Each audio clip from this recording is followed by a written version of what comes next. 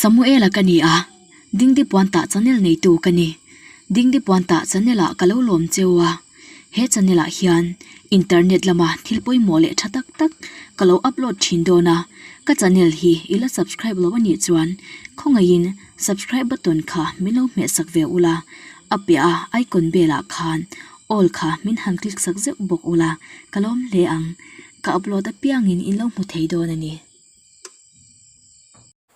ole tuan tuma chuan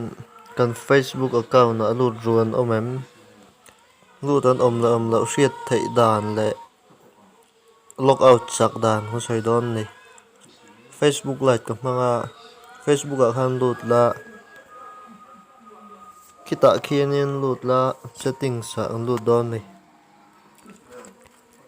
chuan security and login a hian an lutang wa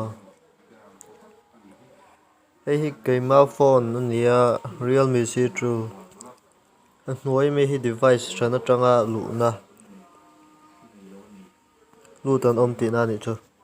an phone hming le an om na ram hming lutan om chuan lo in ziak don ni kan logout sang tu na ta hianin lut zeula logout ti hi ni logout chaka